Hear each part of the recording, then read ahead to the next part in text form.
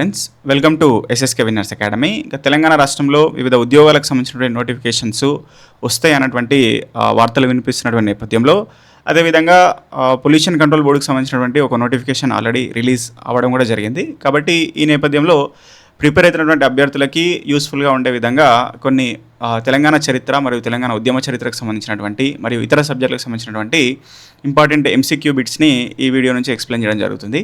కాబట్టి first time ఎవరైతే మన ఛానల్ విజిట్ చేస్తున్నారో ఛానల్ సబ్స్క్రైబ్ చేసుకోండి, వీడియో నచ్చితే లైక్ చేయండి. కాబట్టి ఇక్కడ చూస్తే ఫస్ట్ క్వశ్చన్, హైదరాబాద్ రాష్ట్రంలో మొట్టమొదటి అసెంబ్లీ ఎన్నికలు జరిగిన కాలం ఏంటని చెప్పేస్తున్నారు. When were the first assembly elections held in Hyderabad state అని చెప్పేస్తున్నారు. కాబట్టి భారతదేశంలో 1950 జనవరి 26న మనకు భారత రాజ్యాంగం అమల్లోకి వచ్చిన తర్వాత 1951, 52 ఆ టైంలో మనకు భారతదేశంలో మొట్టమొదటిగా ప్రజాస్వామ్య ఎన్నికలు అనేటువంటి జరిగినాయి. సో దానిలో భాగంగానే హైదరాబాద్ రాష్ట్రంలో మనకు 1952లో జరగడం అనేది జరిగిందనమాట. కాబట్టి దీని ఆన్సర్ వచ్చేసి 1952. నెక్స్ట్ వీడియో చూస్తే, బూర్గుల రామకృష్ణారావు గారు హైదరాబాద్ రాష్ట్ర ముఖ్యమంత్రిగా అయినటువంటి కాలం గురించి అడుగుతున్నారు. కాబట్టి 1952లో జరిగినటువంటి ఎలక్షన్స్లో మొట్టమొదటి హైదరాబాద్ రాష్ట్రంలో జరిగినటువంటి ప్రజాస్వామ్య ఎన్నికల్లో ముఖ్యమంత్రిగా ఎన్నుకోబడినటువంటి వ్యక్తి ఇక్కడ బూర్గుల రామకృష్ణారావు గారు. ఆయన 1952 మార్చి 6వ తేదీన ప్రమాణ స్వీకారం చేయడం అనేది జరిగింది. సో దాన్ని బట్టి ఇక్కడ ఆన్సర్ వచ్చేసి 1952 మార్చ్ 6th. నెక్స్ట్ చూస్తే, 1952 ఫిబ్రవరిలో హైదరాబాద్ రాష్ట్రంలో జరిగిన ఎన్నికల్లో బహిష్కరణలో ఉన్నటువంటి పార్టీ ఏదని చెప్పేస్తున్నారు. So which party was under the ban or boycott during the Hyderabad state elections held in February 1952 అని చెప్పేస్తున్నారు. కాబట్టి దీని ఆన్సర్ వచ్చేసి ఇక్కడ కమ్యూనిస్ట్ పార్టీ. అంటే అప్పుడున్నటువంటి ఏదైతే తెలంగాణ చరిత్రలో భాగంగా ఏదైతే మనం చూస్తామో, నిజాం యొక్క నిరంకుశ పాలనకు వ్యతిరేకంగా, రజాకార్ల యొక్క ఆకృత్యాలకు వ్యతిరేకంగా కమ్యూనిస్ట్ పార్టీ ఇక్కడ ఉన్నటువంటి ప్రజలకు సపోర్ట్ చేస్తూ అప్పుడున్నటువంటి రైతాంగ సాయుధ పోరాటాన్ని నిర్వహించింది. అయితే వారు రజాకార్లకు వ్యతిరేకంగా, నిజాం ప్రభుత్వానికి వ్యతిరేకంగా, ఆ తర్వాత వచ్చినటువంటి మిలిటరీ పాలన ఏదైతే జేఎన్ చౌదరి, ఎంకే వల్లడి పాలన కూడా వ్యతిరేకంగా కూడా వాళ్ళు పోరాటం చేయడం వల్ల అంటే మనకున్నటువంటి భారత జాతీయ కాంగ్రెస్కి వ్యతిరేకంగా కూడా పోరాటం చేయడం ద్వారా, సో ఆ నేపథ్యంలోనే సో ఎలక్షన్స్ టైంలో వాళ్ళకి ఆ పర్టికులర్ పార్టీని బ్యాన్ చేయడం జరిగింది. కాబట్టి అప్పుడు జరిగినటువంటి 1952 ఎలక్షన్స్లో వాళ్ళు పోటీ చేయడానికి లేకుండే. సో ఆ నేపథ్యంలోనే వాళ్ళు పార్టీ పేరు మార్చుకొని, అంటే పీపుల్స్ డెమోక్రటిక్ ఫ్రంట్, ఇది కాదు, పీపుల్స్ డెమోక్రటిక్ ఫ్రంట్ పీడిఎఫ్ అనేటువంటి ఒక కొత్త పార్టీ నేమ్తోని వాళ్ళు పోటీ చేయడం అనేటువంటి జరిగిందనమాట. కాబట్టి ఇక్కడ వచ్చేసి ఆన్సర్ ఇక్కడ కమ్యూనిస్ట్, అంటే ఇక్కడ బహిష్కరణ గురి అయిన పార్టీ, అంటే బ్యాన్ చేయబడిన పార్టీ కమ్యూనిస్ట్ పార్టీ. సో పోటీ చేసినటువంటి పార్టీ పీడిఎఫ్ అనమాట. సో ఇక్కడ నెక్స్ట్ చూస్తే, 1952 ఎన్నికల్లో కమ్యూనిస్టులు ఈ కింది ఏ పార్టీ నుంచి పోటీ చేశారని చెప్పేస్తున్నారు. Under which of the following parties did the communist contest in 1952 elections. కాబట్టి ఇంతకుముందు చెప్పినట్టు విధంగా ఇక్కడ వచ్చేసి people's democratic front and PDF అని చెప్పేసి అంటాం అనమాట. కాబట్టి ఆన్సర్ వచ్చేసి ఫస్ట్. నెక్స్ట్ వన్ చూస్తే, 1952 మార్చ్ 6న బూర్గుల రామకృష్ణారావు ముఖ్యమంత్రిగా ప్రమాణ స్వీకారం చేయించిన వారెవరని చెప్పేసినారు. Who administer the oath of office of the Burgula Ramakrishna Rao as a chief minister on March 6th, 1952 అని చెప్పేస్తున్నారు. కాబట్టి వాస్తవంగా భారత రాజ్యాంగం ప్రకారము గవర్నర్ చేపిస్తారు ఇక్కడ ప్రమాణ స్వీకారం అనేది. అయితే అప్పుడు హైదరాబాద్ రాష్ట్రంలో అప్పుడున్నటువంటి మనకు అంతకుముందు నిజాంగా ఉన్నటువంటి మీర్ ఉస్మాన్ అలీ ఖాన్, ఆయన రాజ్ ప్రముఖ్గా ఉన్నారు. అంటే రాజ్ ప్రముఖ్ అంటే అది గవర్నర్ హోదాకి సమానం అనమాట. కాబట్టి సో ఇక్కడ ఉన్నటువంటి మీర్ ఉస్మాన్ అలీ ఖాన్ ఎవరైతే 7th నిజాము ఎవరైతే ఉన్నారో ఆయన ఇక్కడ ప్రమాణ స్వీకారం చేయించడం అనేటువంటి జరిగిందనమాట. కాబట్టి ఆన్సర్ వచ్చేసి ఫస్ట్ వన్. నెక్స్ట్, హైదరాబాద్ రాష్ట్రంగా అవతరించినప్పుడు మొత్తం జిల్లాల సంఖ్య ఎంత అని చెప్పేసి అన్నారు. కాబట్టి హైదరాబాద్ రాష్ట్రంగా అవతరించినప్పుడు మొత్తం జిల్లాల సంఖ్య ఇక్కడ వచ్చేసి 16. సో అందులోన మనకు తెలంగాణలో వచ్చేసి 8, అదేవిధంగా మరాఠవాడలో వచ్చేసి 5, అదేవిధంగా మనకు కర్ణాటక ప్రాంతంలో, కన్నడ ప్రాంతంలో మనకు 3 అనేటువంటివి ఉన్నాయన్నమాట. ఇంకా తెలంగాణలో ఉన్నటువంటి 8 జిల్లాలు మనం చూస్తే హైదరాబాదు, మహబూబ్ నగర్, మెదక్, నల్గొండ, నిజామాబాదు, ఆదిలాబాదు, కరీంనగర్, వరంగల్ అనేటువంటివి ఉండడం జరిగింది. ఇక మరాఠవాడ ప్రాంతంలో మనం చూస్తే ఇక్కడ ఔరంగాబాదు, బీడ్, నాందేడు, పర్బని, అదేవిధంగా ఉస్మానాబాద్ అనేటువంటివి ఉన్నాయి. ఇంకా ఇక్కడ కన్నడ ప్రాంతంలో మనం చూస్తే గుల్బర్గా కానీ, రాయచూరు కానీ, బీదర్ కానీ, సో ఇవన్నీ కలిపి 16 జిల్లాలుగా మనకు హైదరాబాద్ రాష్ట్రం అవతరించినప్పుడు ఉండడం అనేటువంటిది జరిగిందనమాట. నెక్స్ట్ చూస్తే హైదరాబాద్ రాష్ట్రంగా అవతరించినప్పుడు మొత్తం శాసన సభ్యుల సంఖ్య ఇంత అని చెప్పేసినారు. మొత్తం నియోజకవర్గాలు మనకు హైదరాబాద్ రాష్ట్రంగా అవతరించినప్పుడు 175 అనేటువంటివి ఉన్నాయన్నమాట. కాబట్టి ఆన్సర్ వచ్చేసి 175. నెక్స్ట్ బూర్గుల రామకృష్ణరావు గారు మంత్రివర్గంలోని హోంశాఖ మంత్రి ఎవరు, హోమ్ మినిస్టర్ ఎవరు అని చెప్పేస్తున్నారు. కాబట్టి ఇక్కడ దిగంబర్రావు బిందు అనేటువంటి వ్యక్తి ఇక్కడ మనకు బూర్గుల రామకృష్ణరావు మంత్రివర్గంలో హోమ్ మినిస్టర్గా ఉన్నారు. సో దాంతోపాటు ఇక్కడ న్యాయశాఖ మంత్రిగా కూడా ఆయనే ఉన్నారనమాట. ఇంకా నెక్స్ట్ చూస్తే బూర్గుల రామకృష్ణరావు గారి మంత్రివర్గంలో ఆర్థిక శాఖ మంత్రిగా పనిచేసిన వాళ్ళు ఎవరని చెప్పేసినారు. కాబట్టి ఆర్థిక శాఖ మంత్రిగా వాస్తవంగా ఫస్ట్ అపాయింట్ చేసింది వినాయకరావు విద్యాలంకర్ అని చెప్పేసి అని ఉంది బుక్లో. అయితే మనకు 1952 ముల్కీ ఎజిటేషన్ జరుగుతున్నప్పుడు సో అక్కడ మెన్షన్ చేసినటువంటి వ్యక్తి ఇక్కడ జిఎస్ మేల్కోటే. మేబీ అక్కడ శాసనసభ్యుల్ని మళ్ళీ మార్చి ఉండవచ్చు, విస్తరణ చేసి ఉండొచ్చు. కాబట్టి ఇక్కడ ఆన్సర్ వచ్చేసి జిఎస్ మేల్కోటే. ఒకవేళ జిఎస్ మేల్కోటే లేకపోతే వినాయకరావు విద్యాలంకర్ అనేది ఉంటే అది కూడా మనం ఆప్షన్గా తీసుకోవచ్చు అనమాట. ఇంకా నెక్స్ట్ చూస్తే 1952 ఎన్నికల్లో సికింద్రాబాద్ నియోజకవర్గం నుంచి గెలుపొందిన ఆంధ్ర నాయకుడు ఎవరని చెప్పేసినారు. Which Andhra leader won from the Secunderabad constituency in the 1952 elections అని చెప్పేస్తున్నారు. కాబట్టి ఇక్కడ ఆన్సర్ వచ్చేసి విబి రాజు. విబి రాజు ఆంధ్ర సంబంధించిన వ్యక్తి, ఇక్కడ నుంచి పోటీ చేశారు. తర్వాత కాలంలో రాజ్యసభకు కూడా ఎన్నికవడం మనం చూస్తాం తెలంగాణ ఉద్యమ టైంలో. సో ఇంకా నెక్స్ట్ చూస్తే 1952 నాటి హైదరాబాద్ శాసనసభలో ప్రతిపక్ష నాయకుడు ఎవరని చెప్పేస్తున్నారు. Who was the leader of the opposition in the 1952 Hyderabad legislative assembly. So ఇక్కడ ఆన్సర్ వచ్చేసి విడి దేశపాండే. పీడిఎఫ్ ఏదైతే ప్రోగ్రెసివ్ డెమోక్రటిక్ ఫ్రంట్ ఏదైతే ఉందో, మనం ఇంతకుముందు కమ్యూనిస్టులకు సంబంధించింది మాట్లాడుకున్నాము. సో ఆయన ఇక్కడ ప్రతిపక్ష నాయకుడిగా లీడర్ ఆఫ్ ఆపోజిషన్గా ఉండడం అనేటువంటి జరిగిందన్నమాట. ఇంకా నెక్స్ట్ చూస్తే 1952 ఎన్నికల్లో కాంగ్రెస్ గెలుచుకున్న స్థానాలు అని చెప్పేసి అడుగుతున్నారు. అయితే మొత్తం 175 అసెంబ్లీ కాన్స్టిట్యున్సీ అనేటువంటివి మనకు ఉన్నాయి. సో ఆ 175లో మనకు కాంగ్రెస్ 93, అదేవిధంగా పీడిఎఫ్ అనేది 42, సోషలిస్ట్ పార్టీ వచ్చేసి 12, అదేవిధంగా ఇండిపెండెన్స్ వచ్చేసి 29 మెంబర్స్ అనేవి ఉన్నారనమాట. కాబట్టి ఇది కాంగ్రెస్, ఇది PDF progressive democratic front, okay, ఇది వచ్చేసి సోషలిస్ట్ పార్టీ, ఇంకా ఇండిపెండెన్స్ వచ్చేసి ఇదనమాట. కాబట్టి ఇక్కడ అడిగిన దాని ప్రకారం కాంగ్రెస్ పార్టీ 1952 ఎలక్షన్స్లో 93 సీట్స్ అనేవి వాళ్ళకు వచ్చిందనమాట. కాబట్టి అందులోన మనకు తెలంగాణ ప్రాంతంలో వాళ్ళ సంఖ్య వచ్చేసి తెలంగాణలో కాంగ్రెస్ పార్టీ 46 సీట్స్ తెచ్చుకున్నారు. అదేవిధంగా కమ్యూనిస్ట్ పార్టీ వచ్చేసి 35 సీట్స్ తెచ్చుకున్నారు. అంటే మొత్తం 42 సీట్స్లో మనకు 35 సీట్స్ అనేటువంటివి తెలంగాణ ప్రాంతంలోనే ఉన్నాయన్నమాట. కాబట్టి తెలంగాణ ప్రాంతంలో అప్పుడు డామినెంట్గా ఉన్నటువంటి పార్టీ ఏదంటే పీడిఎఫ్, కమ్యూనిస్ట్ పార్టీ అని చెప్పేసి అనుకోవచ్చు.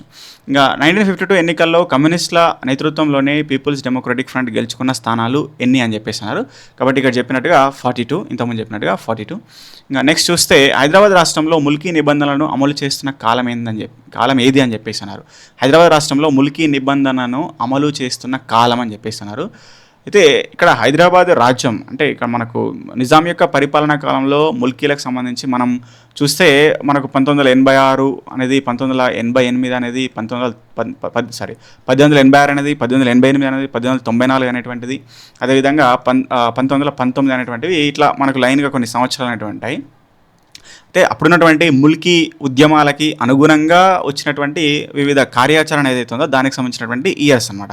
అయితే ఇవన్నిట్లో కూడా 1919 అనేటువంటిది చాలా చాలా ఇంపార్టెంట్. అంటే 1986లో కానీ 88లో కానీ 1886లో కానీ 1888లో కానీ 94లో కానీ ముల్కీల లెక్కలు తీశారంతే. అక్కడ ఎంతమంది నాన్ ముల్కీలు ఉన్నారు, ముల్కీలు ఉన్నటువంటి లెక్కలు తీశారు. కానీ దానికి సంబంధించినటువంటి గెజెట్ అఫీషియల్గా ఒక ఫర్మాన్ అనేటువంటిది ఏది రాలేదు. అయితే 1919లో మాత్రము అప్పుడు మీర్ ఉస్మాన్ అలీ ఖాన్ ఒక ముల్కీ ఫర్మాన్ తీసుకొచ్చారు. ఇది చాలా చాలా ఫేమస్. అది దాన్నే మనం రాయల్ డిగ్రీ అని చెప్పేసి అంటాము, రాయల్ డిగ్రీ అంటాము. కాబట్టి సో అది 1919లో వచ్చింది, దాన్ని ముల్కీ ఫర్మాన్ అంటాం. కాబట్టి 1919 నుంచి మనకు అది అమలైందనమాట. ఇంకా నెక్స్ట్ చూస్తే 1952 నాటి హైదరాబాద్ రాష్ట్ర ఎన్నికల్లో పీడిఎఫ్ జిల్లాల నుంచి అధిక సీట్లు గెలుచుకుంది. ఈ 1952 Hyderabad state elections from which did the PDF win the most seats అని చెప్పేస్తున్నారు. బట్ ఇక్కడ ఆన్సర్ వచ్చేసి మనకు ఖమ్మం అండ్ నల్గొండ. అంటే మనం చూస్తాం ఇంతకుముందు మొత్తం 42 సీట్స్ పీడిఎఫ్కి వస్తే 36 సీట్స్ మొత్తం తెలంగాణ నుంచి ఉన్నాయి. అయితే మేజర్‌గా ఉన్నటువంటి దానిలో మనకు అంటే కమ్యూనిస్ట్ పార్టీ మేజర్ రైతాంగ సాయుధ పోరాటం మేజర్‌గా ఎక్కడ జరిగింది అంటే, ఇక్కడ భూస్వామ్య వ్యవస్థ ఎక్కడ ఎక్కువైతే ఉన్నదో అక్కడ జరిగింది. సో, అది మనం చూస్తే ఇక్కడ వరంగల్ గానీ, ఖమ్మం గానీ, నల్గొండ గానీ, అదేవిధంగా కరీంనగర్ గానీ, కొంత ఆదిలాబాద్ ప్రాంతం ఇవన్నిట్లో కూడా మనకు ఎక్కువ ఉండింది. అయితే ఈ కమ్యూనిస్ట్ పార్టీ గెలిచినటువంటి సీట్స్‌లో పీడీఎఫ్ గెలుచుకున్నటువంటి సీట్స్‌లో ఎక్కువ మొత్తంలో మనకు ఖమ్మం అండ్ నల్గొండలో ఉండడం అనేది జరిగిందనమాట. కాబట్టి అది దీనికి సంబంధించి. ఇంక నెక్స్ట్ హైదరాబాద్ హితరక్షణ సమితిని స్థాపించింది ఎవరని చెప్పేస్తున్నారు. ఫౌండెడ్ ద హైదరాబాద్ హితరక్షణ సమితి ఇన్ హైదరాబాద్. ఆన్సర్ వచ్చేసి మనకు జి రామాచారి. అయితే ఎప్పుడైతే 1952 ముల్కీ ఎజిటేషన్ జరుగుతుందో, ముల్కీ ఉద్యమం ఎప్పుడైతే జరుగుతుందో ఆ టైంలో ముల్కీలకు మద్దతు ఇస్తూ ఆయన జి రామాచారి హితరక్షణ సమితిని స్టార్ట్ చేయడం జరిగింది. ఇది ప్రీవియస్ గ్రూప్ 2 బిట్ అనమాట. నెక్స్ట్ 1952లో వరంగల్లో ఒకేసారి 180 మంది ఉపాధ్యాయుల బదిలీలను చేసిన Warangal divisional inspector of schools అధికారి ఎవరని చెప్పేసి అన్నారు. Who was the Warangal divisional inspector of the schools officer who transferred 180 teachers at once in 1952. అయితే మనకున్నటువంటి చరిత్రలో ఒక ముఖ్యమైనటువంటి సంఘటన 1952 ముల్కీ ఉద్యమము. కాబట్టి ఈ 1952 ముల్కీ ఉద్యమానికి చాలా కారణాలు ఉన్నాయి, అవి చారిత్రకంగా వస్తున్నాయి.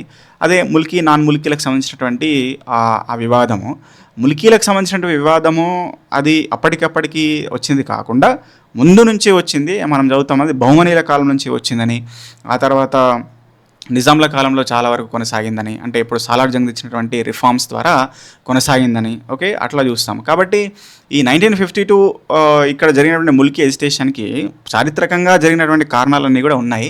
కానీ తక్షణమైనటువంటి కారణం, ఇన్స్టంట్ రీజన్ ఏంటంటే ఇక్కడ ఈ స్కూల్ టీచర్స్కి సంబంధించి ట్రాన్స్ఫర్స్ విషయంలో అక్కడ ఉన్నటువంటి ఒక వ్యక్తి అక్కడ చూపించినటువంటి వేర్పాటువాదం అనమాట. సో ఆయననే ఇక్కడ డివిజనల్ ఇన్స్పెక్టర్ ఆఫ్ స్కూల్స్ ఎవరైతే ఉన్నారో ఆయన 180 మంది ఉపాధ్యాయులు ఎవరైతే వరంగల్లో ఉన్నటువంటి అంటే ఇక్కడ లోకల్ తెలంగాణ వ్యక్తులని బదిలీ చేసి, ఓకే, సో ఆంధ్ర వాళ్ళకి కానీ ఇతర వ్యక్తులకు కానీ ప్రిఫరెన్స్ ఇవ్వడం వల్ల అది ఒక వివాదంగా మారింది.